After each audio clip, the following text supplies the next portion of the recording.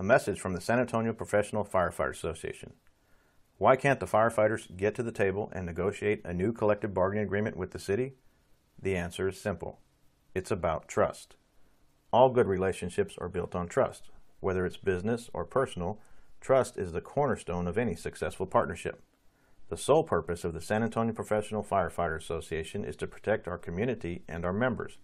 That includes working as a partner with the City of San Antonio in fair and open contract negotiations. Up to now, you may have only heard one side of the story. We wanted to take this opportunity to lay out the whole truth. Fact: the San Antonio Professional Firefighters Association has always stood ready to do our part and engage in fair and equitable negotiations.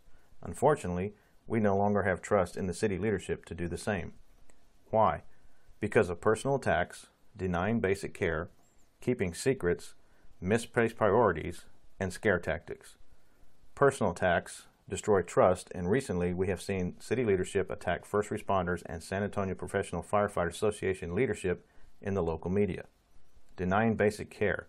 City leadership has denied 100% of cancer claims that should be covered by workers' compensation. How can we trust them to take care of us when they deny our sickest members their basic care, forcing them to use their own health care and then blaming them for the rising cost of health care? Keeping secrets. City leadership has denied open records requests and failed to produce key financial information on multiple requests for information. How can we work together when they hide information? Misplaced priorities. City leadership has made decisions that spend our hard-earned tax dollars on services that are not core functions of city government. State Comptroller Susan Combs contends in a recent report titled "Your Money, Your Debt."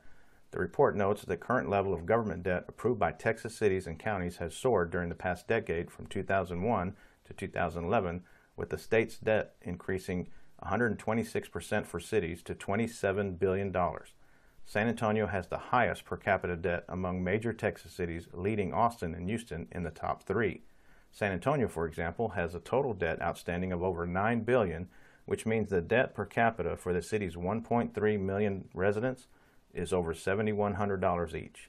Combs offered several recommendations that she said would make debt obligations more transparent. The report also recommended that local governments narrow the authority to issue so-called certificates of authority without voter approval, and that government post their annual financial reports and long-term debt obligations on a public website. It is these certificates of authority that have led to such boondoggle projects as the recent streetcar, a project that was rejected by voters only to resurface as certificates of authority in order to deny the citizens their basic right to vote. Scare tactics.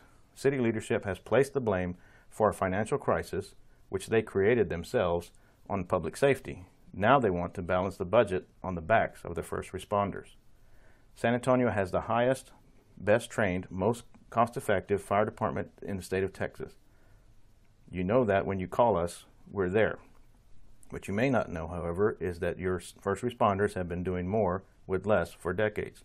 So when it comes to contract negotiations, all we want is a fair partner, and we will not risk the well-being of our members until we get one.